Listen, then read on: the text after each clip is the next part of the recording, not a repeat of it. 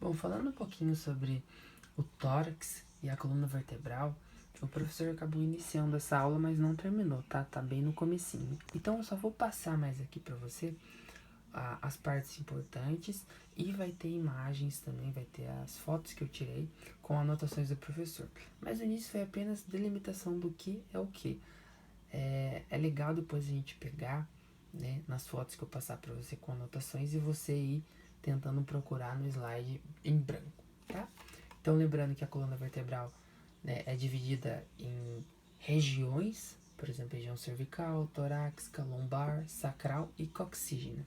E cada uma dessas regiões tem o número correto, né, exato de vértebras. Cervicais tem 7, torácicas 12, lombares 5, sacrais 5 e coxígeas 4, tá? Lembrando que as vértebras sacrais e coxígeas, elas formam o osso sacro. Então são ossos fundidos, são vértebras fundidas, tá? Porém, dá para se delimitar também as regiões ali, as regiões dela, tá?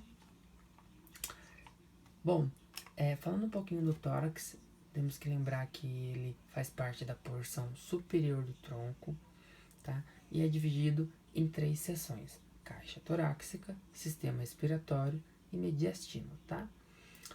As vísceras torácicas nós já conhecemos, as vísceras são os órgãos, né?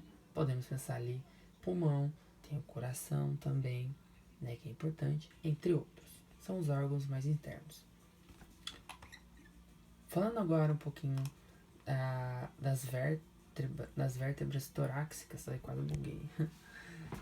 Aqui o professor basicamente ele nos mostrou, tá, que é um ponto importante, que cada vértebra torácica, tá, dela sairá um par de costela. Então, por exemplo, da L1 aqui acima, ó, vai sair um par de costela. Uma na direção à esquerda e outra à direita, tá? Todas se projetando para frente do organismo, todas se projetando para o plano anterior. E temos que ver também que essas vértebras, elas se projetam primeiramente para a região, elas se projetam inclinadas na direção, tá, para baixo, tecnicamente. E depois elas sofrem um processo de voltarem, né, para sua porção mais acima. Então isso que é importante a gente lembrar, que de cada vértebra torácica vão se projetar dois ossos que são chamados de costelas, que tem a função de proteção dos órgãos internos ali, né? Lembrando que aqui tem a clavícula, eu falava cravícula, mas é clavícula, e aqui a escápula, tá? Lembrar também desse aspecto mais inclinado das vértebras, tá? Elas não saem retinhas, elas são mais voltadas para a região inferior, voltadas mais para baixo. Depois sofre um processo de ascensão, elas sobem, né? Por que isso é importante? Por exemplo, se o médico pede ali, eu quero um corte na região da costela 9, por exemplo, tá?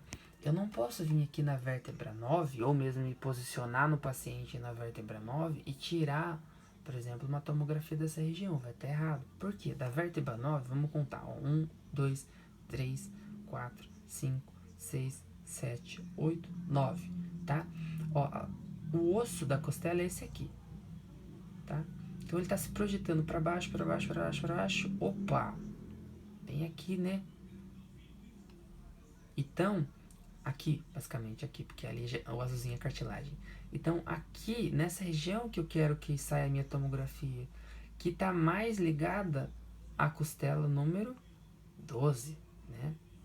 Então, tipo, temos que saber essa inclinação para a gente poder se organizar e fazer ali, por exemplo, uma boa imagem, né? E uma imagem correta, mais que isso.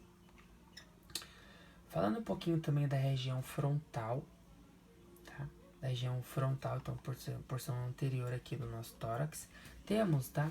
Aqui o osso externo, tá? Que ele é dividido em 3 porções, tá?